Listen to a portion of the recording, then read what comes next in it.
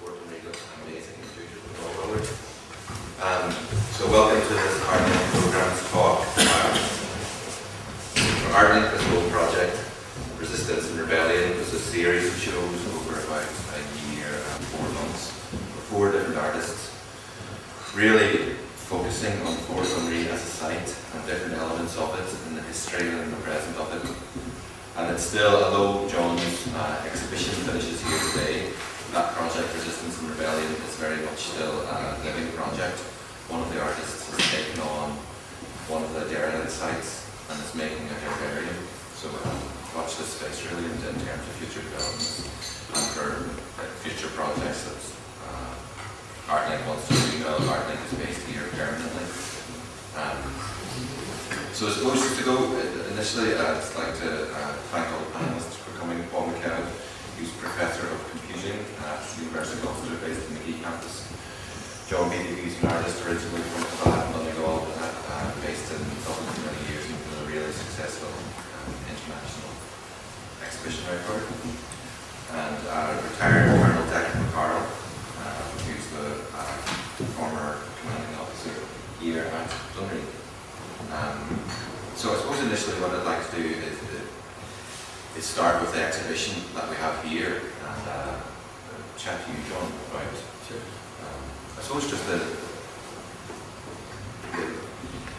when people come into the exhibition, they encounter a video and they encounter kind of robotic and drawing devices.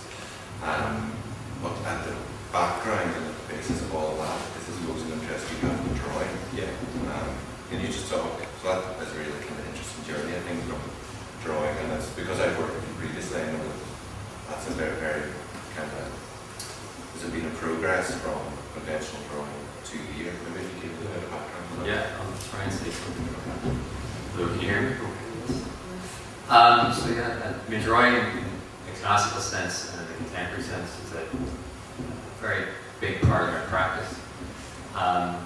It's kind of a comfort zone of how I guess, articulate language. So I see drawing as a form of language. And way back, maybe about 10 years ago, I started to incorporate video with drawing and also performance. The performativity of drawing or performativity of making a mark on a surface. So the drawing happens and on paper there is a mark. But with that simple action, I guess, I take it to another place. And some projects I've done with you, like in Cretan House, I've made active drawing very difficult, deliberately. I've elaborated on a very basic practice, where like in a project I've done with yourself, a piece called Long Distance Drawing, it's a very simple act of extending the drawing tool to about 5 meters long, where there's a pen at the end of it, and I'm trying to make a mark, I'm trying to draw something. So therefore, trying to draw that thing, it's not going to look exactly as maybe I'm trying to put on a page. So therefore, something new is produced, something unexpected. There's chance, there's play, there's intervention, and there's something fresh that kind of excites me about that. So one way I'm challenging my own perceptions, preconceptions, the histories about drawing, but also challenging the viewer and the audience when you look at it too, about how it is made, why it is made, what is it, these questions that come up. Okay. So, this is kind of put this pure into context and maybe how I can a little bit arrive at that is a piece I made in IMA, Irish Museum of Modern Art, where we had to make a show in one of the exhibition rooms, and I won't talk too long about it, just briefly describe it. We had a lovely studio. Inside that studio there was a table and a lamp, and I wanted to put my studio into the museum. So what we did was I used this beautiful lamp, sort of a pencil at the end of it, and we placed it inside the gallery. And I worked with the same engineer that worked with me in this project, and myself and him, combining these two kind of technologies, where the lamp was turned into a sculptural drawing tool using programming and robotics and so on and so forth. And it drew by itself in the museum, but it's controlled by me in the studio. It's kind of hard to explain without visuals, but it's a typical example of how maybe I elaborate upon a simple act, and that simple act of drawing. So you're bringing together, I suppose, a kind of very primitive description, like and something like that. It might be things that people would commonly regard as different variations of a joystick or some kind of cursor mechanism or some kind of thing that would detect your hand movements that would then be transferred to another kind of device, whether it's like mechanic or robotic or the work you did in Graham House was just very physical. It was done with extended pieces of wood and which was amazing to see that like went out to a window and it was like this. People didn't know whether to look at it interested in it as a sculpture or interested in it as a piece of drawing that was done at the end, or as you said, interested in it as a performance or something unusual that they were watching. And then this, I suppose, takes that to another level. Yeah, I mean, it's the process of the process. I'm more interested in, rather than the drawing or the actual what you think is the art that's been made. It's the journey and it's that process. And the starting point is the simple act of drawing. Okay. And what comes from that, then what develops from that is usually there's a sculpture. Yeah. There is a drawing. There's maybe a video. There's maybe a photograph. All that, which encompasses the process, and all those parts make up the work for me. There's not. I don't take that one thing and say, okay, that's the finished product. I never really look at what is the finished product. The finished product. I don't think about what is the finished product. It's the collective elements, which is so the process is really the thing. Drawing is that is what I use, but it's becomes secondary. Yeah. It's the process, but then how the audience engages with that. And here, the exhibition here is really successful because we basically present all the different elements of it. You have the kind of final piece as people walk in, where it's got written no boots on the ground and that circular piece of wood. And then as you walk into the next bit, you've got some on this table, some John's kind of initial sketching ideas of the possibility of the flight pattern of this device, stroke coming down. And then you see the little kind of robotic device that did the actual drawing that was sitting on the bottom of the drone. And then you see a video of the whole project. So you've got all the different elements. And then I suppose just to bring it specifically to that project, from the art link angle, we were looking for artists who would kind of take the history of Fort Dunree to somewhere kind of unexpected or take a kind of unique viewpoint on it. So one of them, Sarah Gray, who looked at the fact that the Lough Swilly was captured just on Knockalla, here, and we used speeches of Lough Swilly and did a very kind of performance-based piece there on the hill. Uniforms made and did a wall kind of going through speaking the words of Lough Swilly, and then brought it very up to date with using the kind of technique that a lot of the current political movements, those Occupy groups, they're not able, they're by law, like Occupy Wall Street is probably the most famous, they're legally not allowed to use anything like this. So what they did was they used a technique called the human mic, which we have a speaker at the front giving a speech to a crowd, and the people in the first row would then turn out to the second row and tell what the person said. And it's, I mean, for them, it's more than just a quirky technique. It really makes everyone in an audience part of the delivery of the speech. No one is passive, standing there just listening. Everyone is actively involved in passing on the message. And then we have an artist who looked at kind of all different kinds of resistance. Conor McFeely, and then we have the artist Kristen Mackey, as I said. But I knew that Kristen Mackey looking at more kind of to one degree bypassing the military context of Fort Dunree, but looking at it as a site of amazingly rich flora and fauna and amazingly rich habitat. But you specifically focused on one historic moment that you shared with. Yeah. I mean, it was a challenge being commissioned to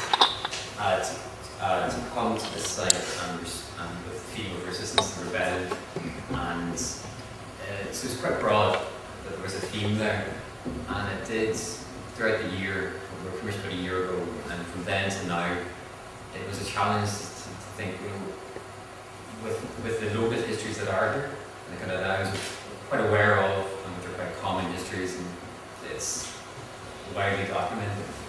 I was waiting to kind of come across something that was unexpected, you know, something different, something that maybe we don't know, or uncover something like.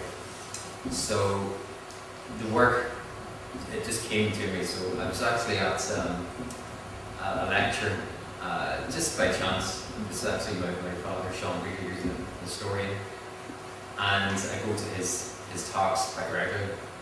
So he happened to mention something about Fort Dunree, and I started to listen, and there was a story which dates back to 1798 about a man called Lord Cavan. And Lord Cavan in 1798 came down to Fort Dunree, or Dunree at the time, and came down with a 16-pound cannon to shoot it from here across the water, which to Knockalla. So the cannonball went across the water and hit Knockalla. So that measurement was a measurement to see, you know, can we use this? Can we defend this land? If a ship comes in, can we shoot it? Can we shoot it down? So that was his intention. That was his reason for coming down here. So that measurement and that judgment of the cannonball going across meant that, okay, if this country, if this land gets invaded, we can shoot them down. So that intervention, that stuck with me. That story was found in the Public Records Office in Belfast, and letters, and that image for me, that line. So that line across the water, the man coming down here with his cannon, that deciding, okay, let's build a fort here, and then that was the beginning of its history. So that was like a starting point, and that stayed with me. That image as well, that image. So that's where maybe some of the drawings in the show and the title for the exhibition, A Line of Inquiry, was developed. So therefore I decided, okay, I thought I'm going to use my formative methods of making art, drawing. Didn't quite know what I was going to do yet. And I decided to take the role of kind of a military operation, where I, in a sense, hired my crew. And we came down here and I directed a mission. As the and then before we move on to that, I suppose we'll park that in return once we discuss with Paul more about this issue. But I suppose that now that you've mentioned that kind of 1798 historical fact of here at Dunree, we'll pass on to you, Declan. And I know that you've written before about the history of Dunree as it's a key strategic site, has been for a couple of centuries. Well, in we've got 1 hour on it.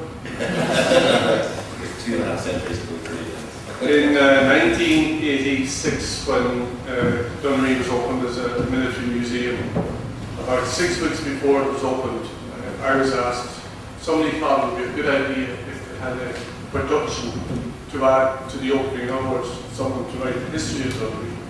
So I was fingered because I was known to have an interest in local history, though I hadn't really committed much to paper at that stage. So I put together a list that put the Guns of Dunree, which is on sale here in the museum. And that was all done very hastily in about 6 weeks.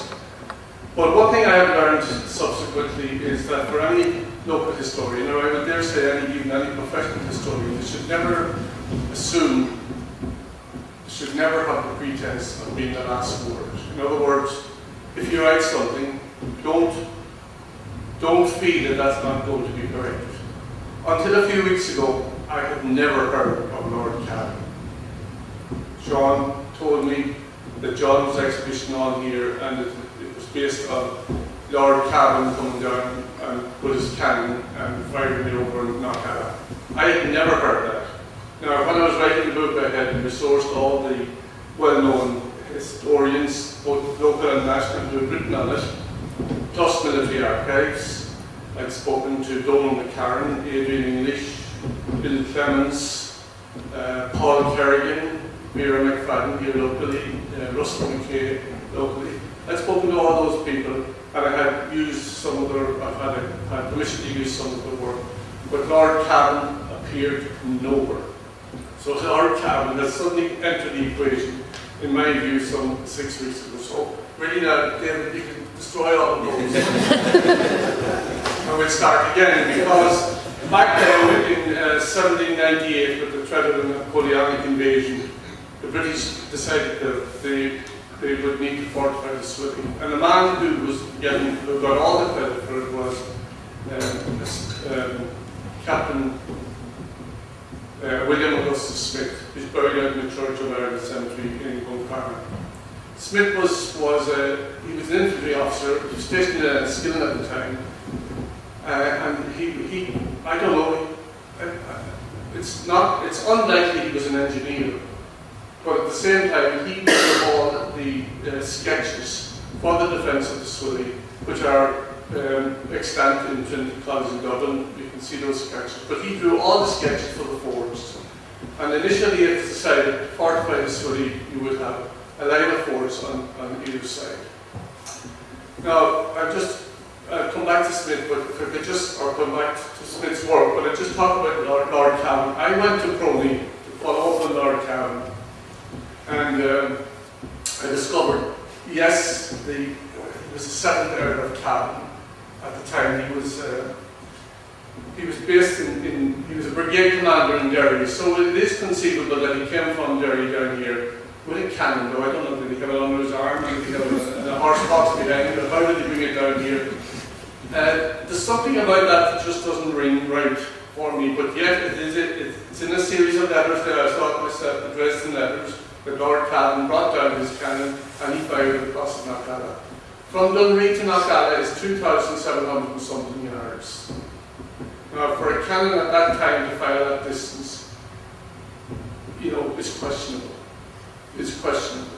The first armaments that came onto this fort came from the Hoche, the ship that Wolfe Tone was coming with the French, coming in to help the Irish cause against the British, following the abortive Bantry Bay and Knockalla invasions of a few years previous. But the first cannons that were mounted here were, it's reckoned that they could only fire so far into the loch so as to crossfire. In other words, the fort at Dunree and the fort at Knockalla directly across from Compton and Clonmel. So I'm not an artillery man, and Sean was asking me a few minutes ago about calibration and the types of armament we are off here. I'm not exactly sure of the range that had in those days. So anyway, that's just questionable. That's all I'd say about that. But what is known, I mean, was that Smith set upon himself to design forts on either side of the loch. On this side you had Dunree, you had Gedge Point, you had a place called Saltpans Hill outside Knockalla, and you had the Down of English. And on the other side you had Knockalla, McCanish, and Rathmullen. And they were all opposite one another. Saltpans Hill eventually was dropped. And Leanan Fort then came on some 100 years later. But they started in 1800 under Smith, they started to build these forts. First of all, there were earthen embankments. The fort here was down on where the museum is now. This part of it wasn't even owned by the British military, didn't have rights in the university. They just had that fort down there. Knockalla, where it was. But then there was questions asked later on, were these forts, were Dunree and Knockalla correctly situated, because they were dominated by the high ground behind them.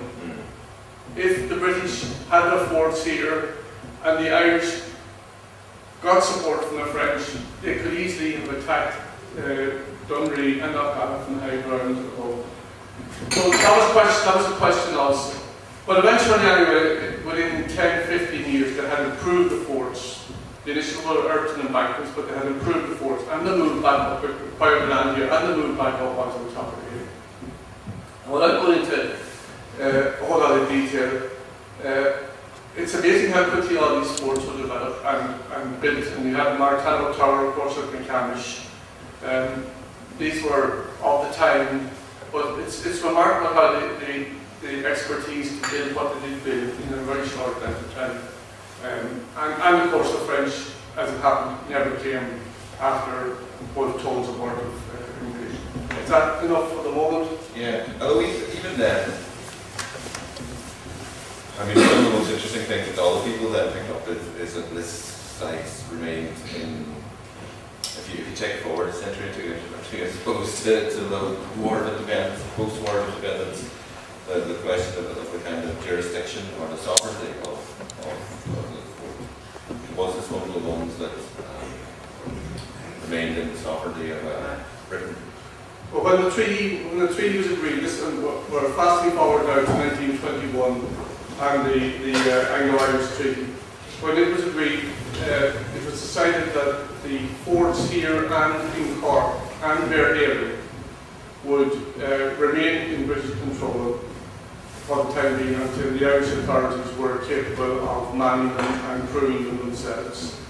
Now, at the time, that suited both parties, because the British knew that they would have the manpower and the capability of protecting their convoys going across the North Atlantic. And it also suited the Irish, because the Irish weren't really capable, and there would be quite a bit of expense involved to keep updating the forts. But by then, of course, a lot of the accommodation had been built here that hadn't been built in the 100 years before that. But then, with the outbreak of the war, Chamberlain agreed to give the forts over to De Valera. De Valera was happy enough at the time to take them, but of course, Chamberlain went out of power, and Churchill came to the fore in Britain, and he wasn't at all happy that these forts were in Irish control, because we took a neutral stance during the so-called emergency, during the First World War, and De Valera really went out of his way to stress this neutrality. There was no way he was going to give control of the forts that had been taken over by the Irish in 1938. There was no way he was going to allow the British to use them at all. And he was very determined and continued his determination right through the war. And of course, Churchill was going bananas at this. And it's no secret that Churchill and De Valera had nothing more to say about one another as a consequence. And then the other interesting thing about, I mean, I'm not sure if it's a quote from your history over here, is that it's been a successful military fort, but to the degree that I think the phrase was never a shot fired in anger from here. So it's been a success in terms of resisting resisting plans of possible invasion at the site. It seems so strategically well placed that it's kind of put an enemy off even making that approach. Because it's unusual, I suppose, to have a military fort going back a few hundred years or so that hasn't been directly engaged in some kind of attack or some kind of bombing. Well, it's true there was never any military activity here. None of the guns were ever fired in anger. The two big 6-inch guns that you see up in the hill, they were put in place. Two 6-inch guns were put in place, if I'm right, 1898 I think it was. And the present ones, I think, are there since 1914 to maybe 1912. I need to refresh my memory, but they're 100 years now. They were never fired in anger. They were fired in practice all right, but they were never fired in anger. But you know, times changed, and suddenly there was no threat to Swilly anymore. There was, you know, the naval guns improved, and the navies got bigger, and just times changed. So it's. And then the military still used here as of. Well, it was in 1969, after the trouble started in Northern Ireland. I was fortunate enough to be stationed in Finner at the time, and I was one of a a small company who moved up here under command of Commandant Frank O'Connor. There were 5 officers. In September 1969, we were here for a short while. But then Dunree after that was manned on a full-time basis by a small cadre, but subvented on occasions by regular trips as occasion demanded, or by FCA. Okay. And then it continued to be used every year. Maybe Paul could tell us about this. It continued to be used by the FCA as a training camp. And to this day, I believe that the 28th Battalion, that based in Finland, they still use it as a training ground on occasions. Yeah, it was major. It's no longer army property. No, okay. Although I was bringing someone from the Arts Council in Dublin here to look at the gallery as a site for art. And I think it was when the last big overseas mission Irish army was doing it actually, so 2 years ago. Was it Libya in the winter or was it somewhere in North Africa?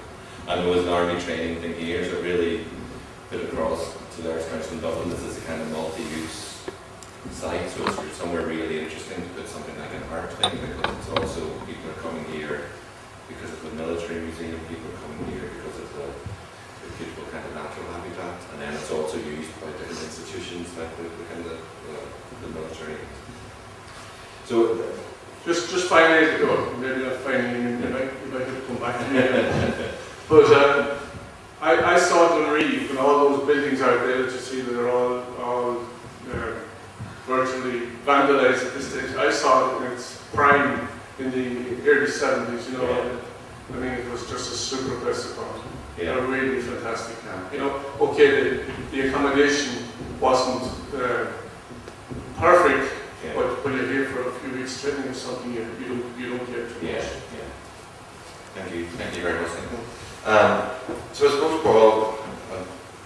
Paul, to move on to you, and so what John was saying was that using kind of different military, you're using different devices to kind of take drawing to a different place, a kind of more interesting place where the kind of conclusions would be unexpected.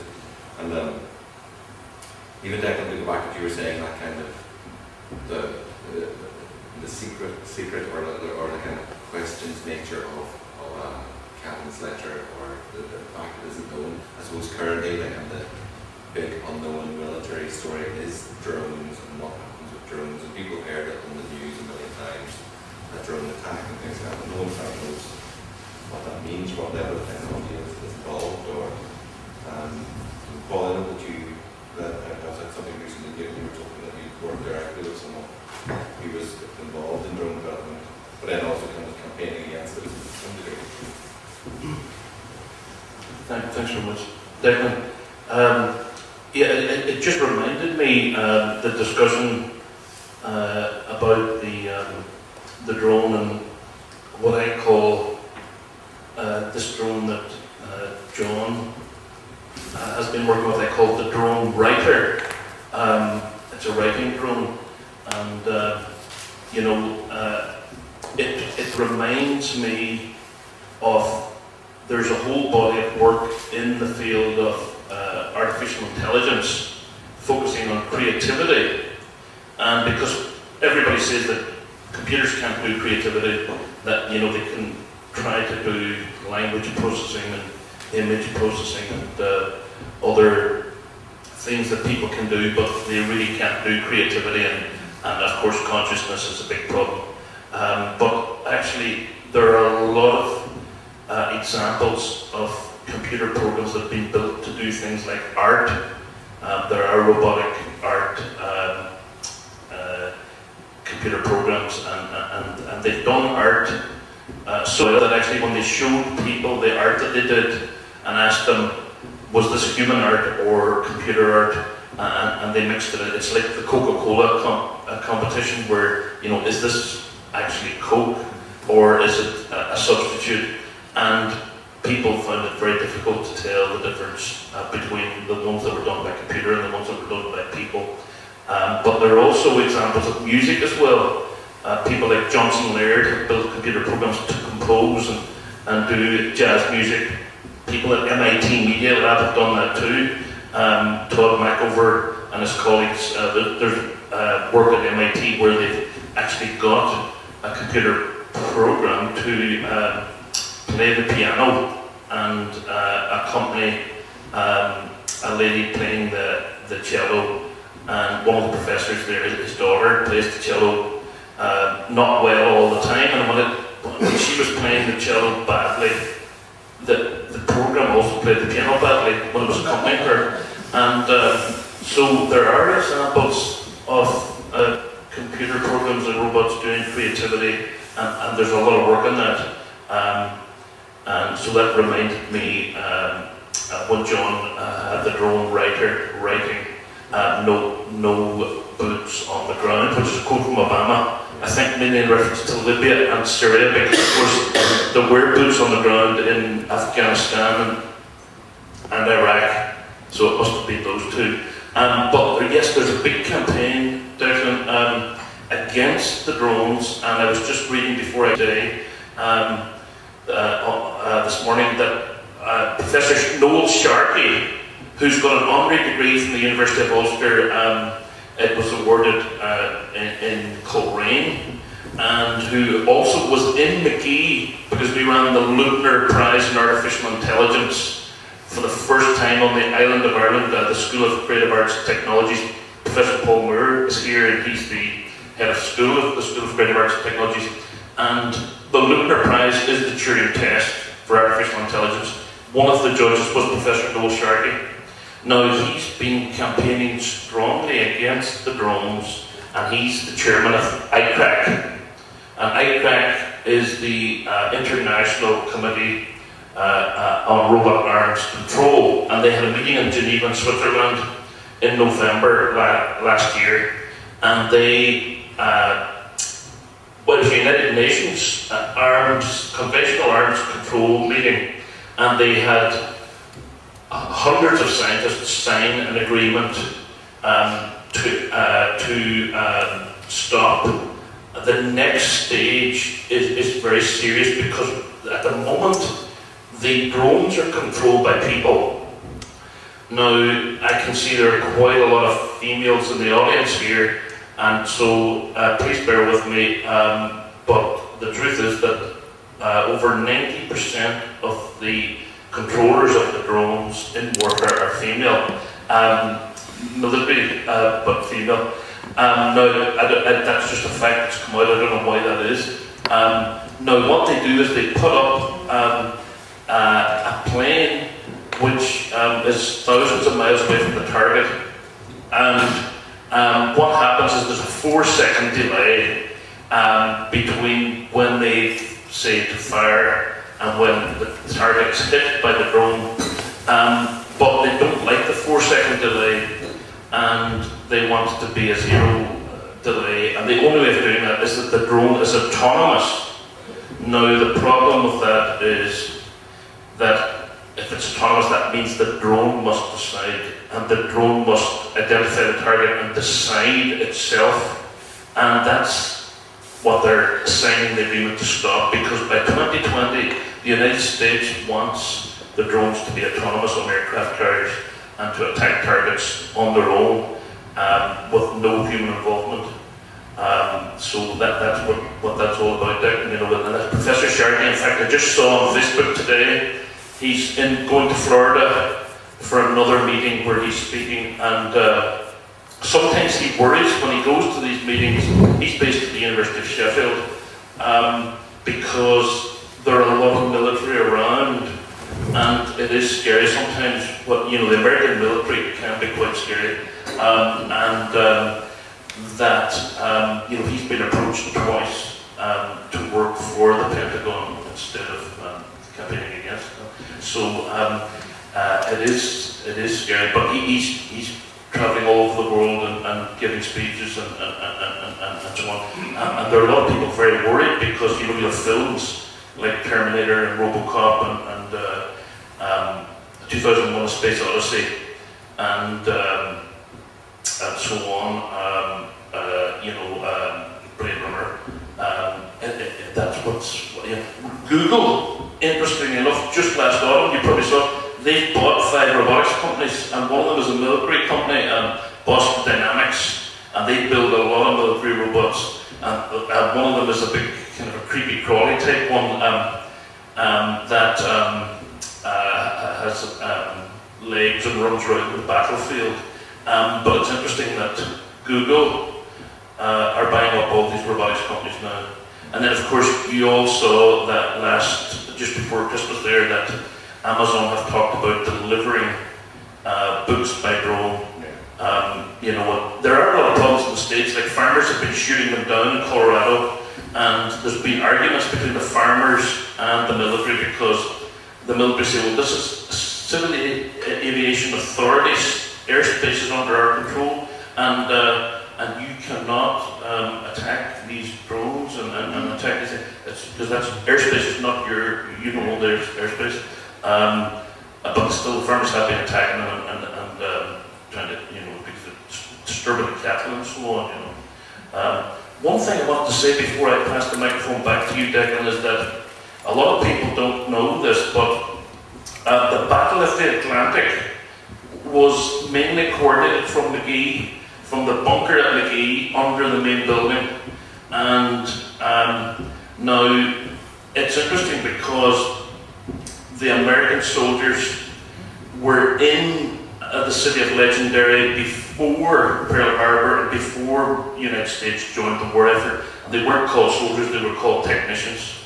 Right. And Alan Turing, who, the Turing test, he was involved very much in Bletchley Park in breaking the code with the Enigma machines that were used by the Germans, mainly on the U-boats.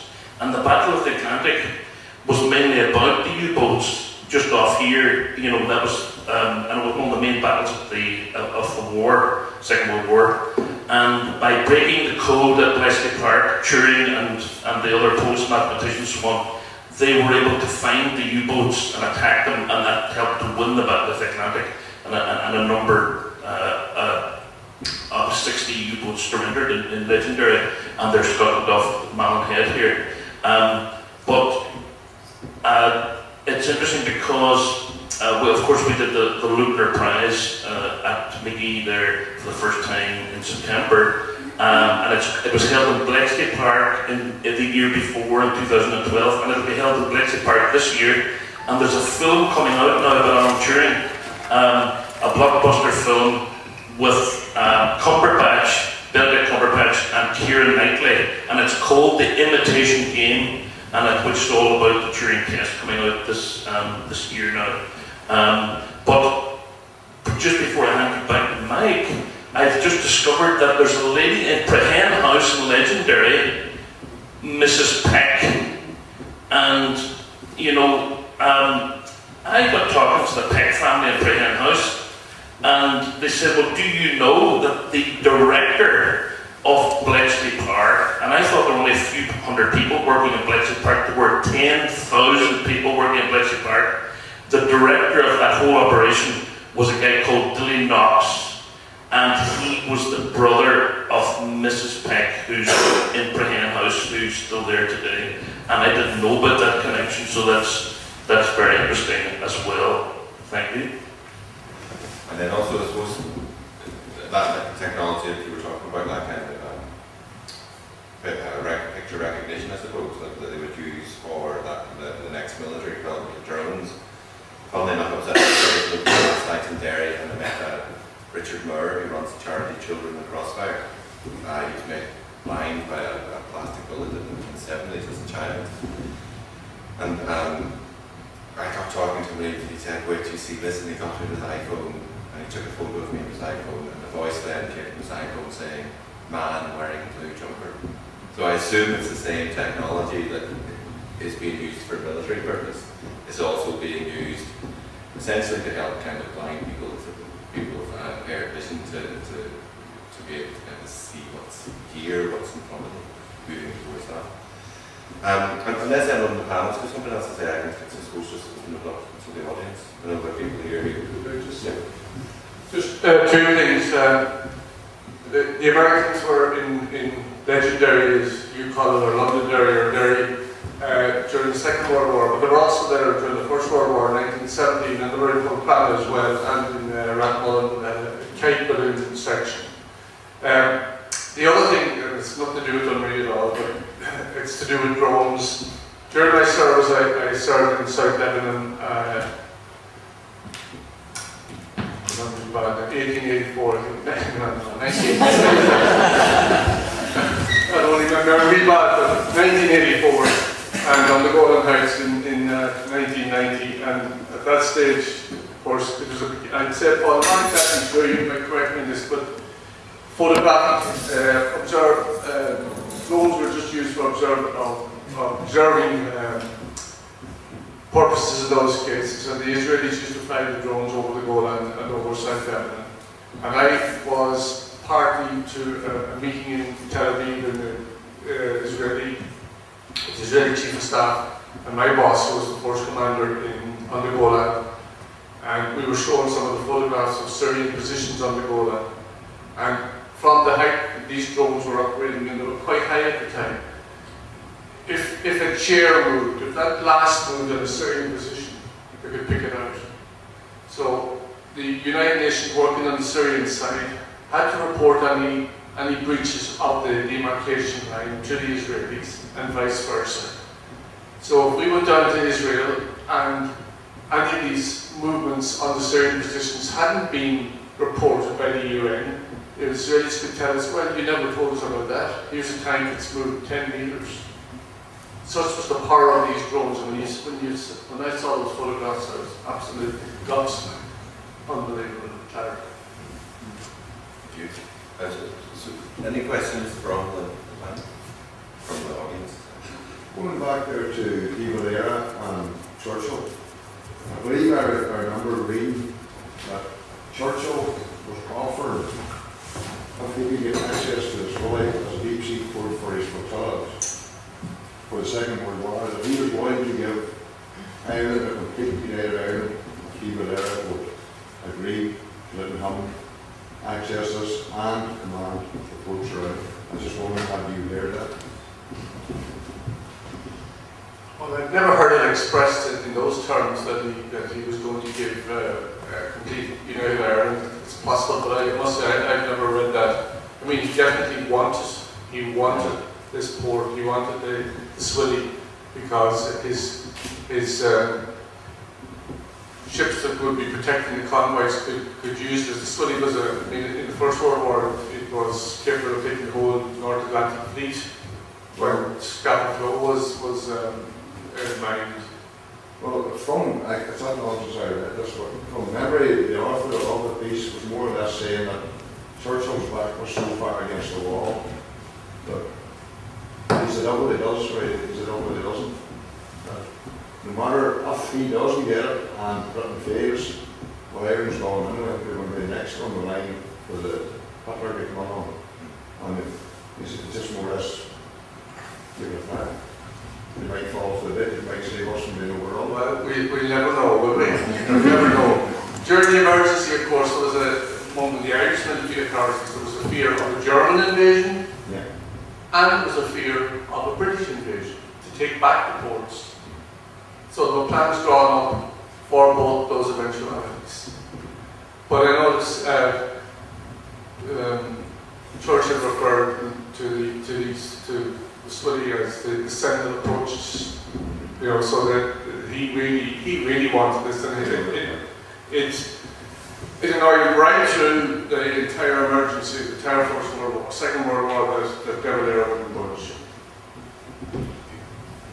Yes. See, is the films like Terminator and Robocop, is that Hollywood kind of softening us up or giving us information so we won't be really surprised when these things happen? Or why are these films created like Terminator is like a film I watched at our college 20 years ago or more, so is it, why are they giving us these facts or these images? Are they trying to just, it's not going to be a surprise when it happens?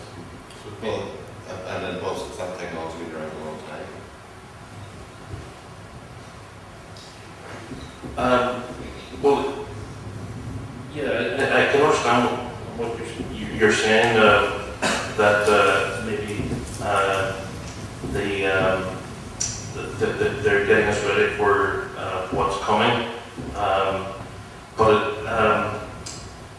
I think the technology has been around for a long time, but we didn't know about it. Now, if you go onto YouTube, you can see it is scary, the technology that you can see in the videos on YouTube. As Dick was saying, you know, the American military now have actually they've got the ability from the satellites they've got to see right down to a human person walking on the street anywhere on the planet. They can see right down to that level of resolution, a person walking on the street anywhere. Of course, if it's clear day. The other thing is, like, I've seen some of the videos on YouTube. They've got swarming robots as well, and swarming drones. And there's one video of a swarm set of drones actually building a structure. They're all carrying bricks, and they actually build a small house very quickly.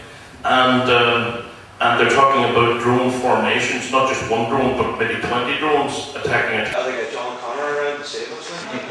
Oh, John, you were going to... Just you can go with the predator where you can disappear. You can do that. You can do it yourself. And visibility speak to me. 15-year-olds developing that themselves at home, and they will do it. They're very clever. They call that sophisticated work. It's always young coming in, and they just make it easy to do those. Well, like I had Professor Sharkey's 60th birthday party in Sheffield, and he had a drone party, and it cost something like £50, and it was flying up and filming us at the party, taking the photos, and showed us the film afterwards. And the film was brilliant because they can be very still and take very still images, and the picture was unbelievable, and the film.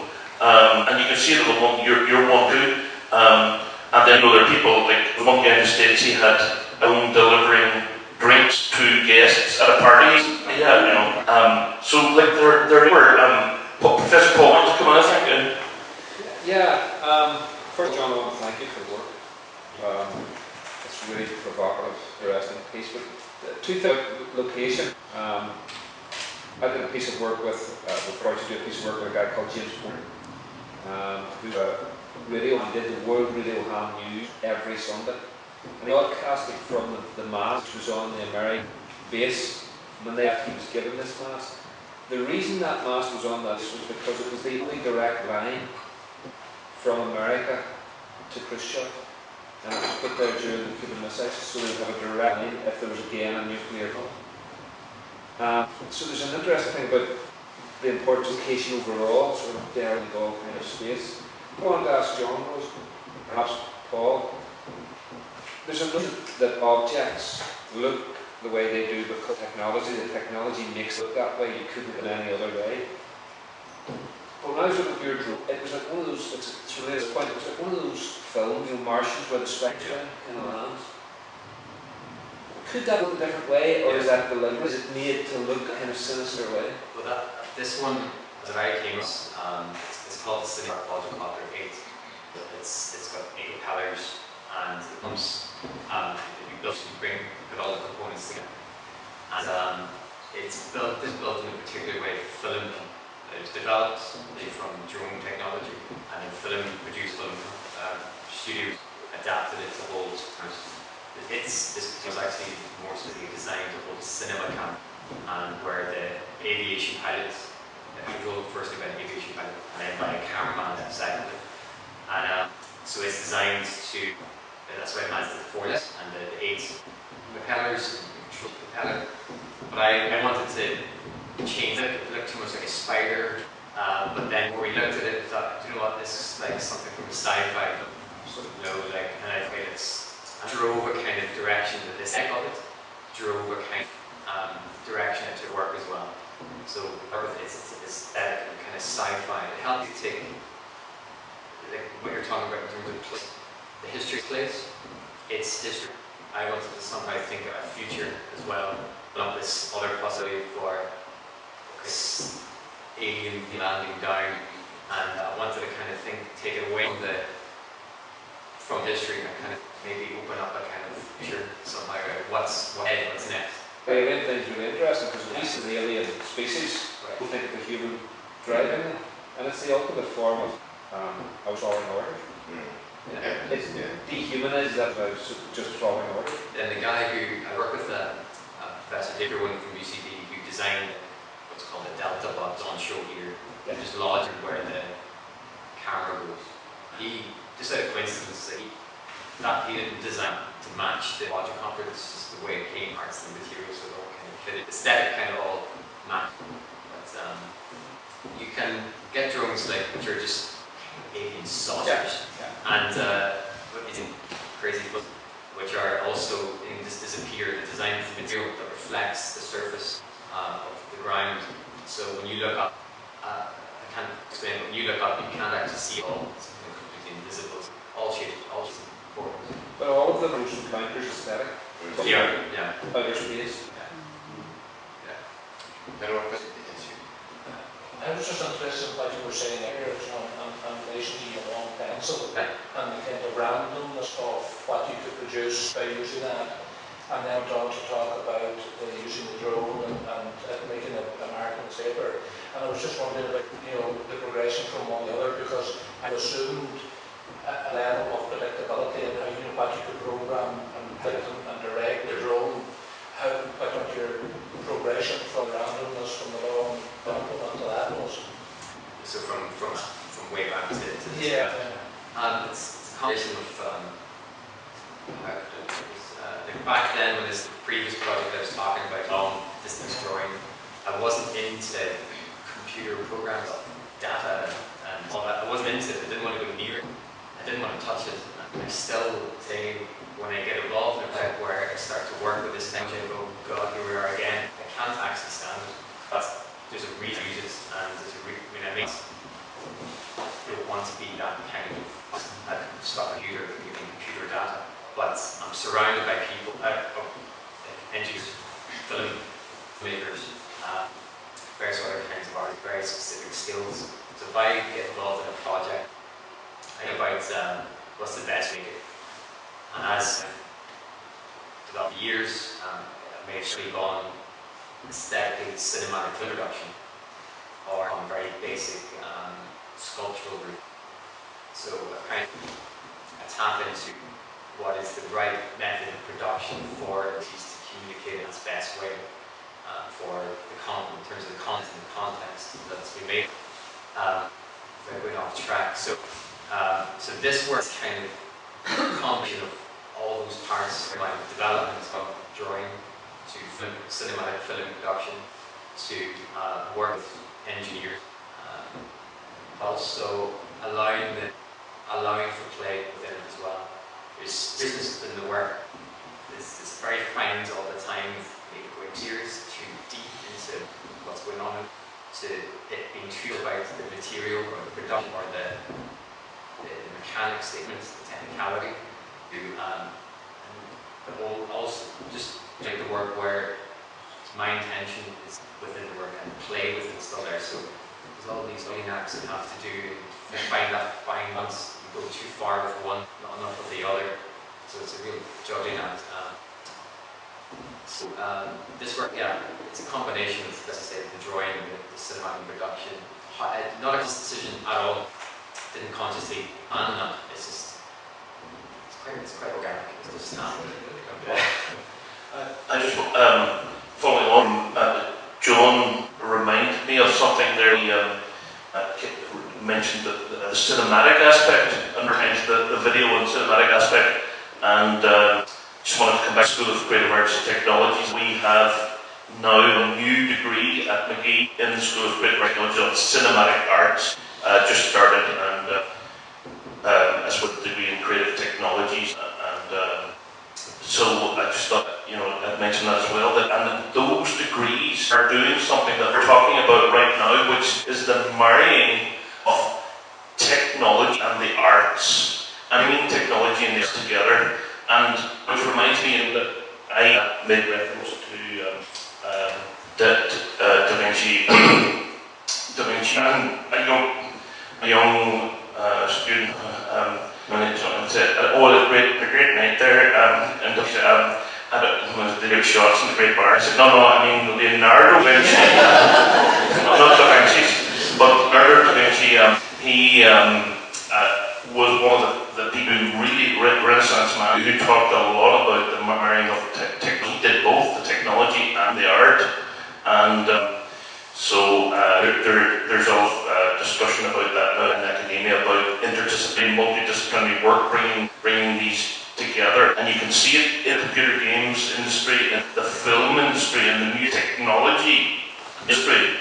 It involves both. It involves the arts and technology. And I was at an international conference on computer games, another one on film technology and film, and the whole message coming from both of those was that it's not about the technology, it's about the storytelling and about the storytelling aspect using technology that's important now in game, film and music. And so, you know, this is why it's so important that we're bringing things together, and that's one of the things that Luke McGee is doing, is bringing these together. And you can see the degrees in creative technologies and cinema arts. Thank you, guys. So, for one final question, if anyone has got just well, drone technology development is, I imagine it's not going to be too long before they take that technology, put it into a tank, and then just send a tank in, tunnel. So I'm wondering, are we witnessing, to put this panel thing, that we're witnessing the end of infantry, that about the futures won't have them on the ground, it'll just be these autonomous vehicles fighting them, or fighting the enemy.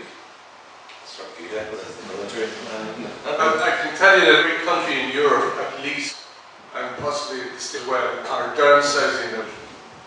They are downsizing them considerably because of advances in technology, or partly because of advances in technology. So, if they haven't tanked with a drone, they could win now without any operating it, soon win. Thanks to this project, there's some press going out, you know, people seeing the video, it's on YouTube and it's on my website and various other things. You just even hearing about it, and they go, what's that about? What's going on here? And but recently I've been getting a whack of mention with these emails, and we just text from in Afghanistan and Syria going, I am Sergeant whatever, can I put 4 million bank account? All these random emails, but put 4 million into your bank account, get in touch with me by text. They've got your number somewhere and they've got your idea. So I think, people would probably think, God, this guy here, he's flying drones around, he's a threat or something. Yeah. It's just simply just thought there's something going on here. But anyway. Scary, that was when you were saying that. Just remember that 4 million Afghan pounds is worth about $50. Okay. I just wanted to say as well that this year I was stationed here in 1970, 80 and 81. In the FCA, not the Free Clothing Association, the Force of Custom, and we joined purely because you had to be 70 to join, but we went at 50, and we were here and I was 50 there on the 9th of January, but actually I'm 52, but one of the most terrifying things that I did in my life was, I didn't mind so much marching, which was boring, and the shining of the buttons, which was really well, but the most terrifying thing that I did in my life was go down the Grand Canyon on a mule called Mandy, and you had to be under 200 pounds, and I was exactly 200 pounds, and the guy said, well, this is the thing, have you ever ridden a horse before? And I said, no, it's time to learn. And the mules like to walk on the ice, which is a path, because they like the white colour of the ice, and that made it more terrifying. And then when he said, oh, by the way, you have to sign up and saying, we're not responsible, 4 people fell off that year, so then half were supposed to go on the trip and go. That was a terrifying thing, but the second terrifying thing I did in my life was fire this weapon, which was in the First World War, called the Lee 303 rifle, which is a very powerful rifle. It actually shoot up to 3 miles and up to 1 mile accurately. And the wars to hold it, I remember only 50-year-old, hold it very tight in her shoulder, and like the bullets are long. And talking about Rebecca does work on scouts. We had the target, and the target was like wasn't that far away, and the shooting ground was just down there, down the hill left.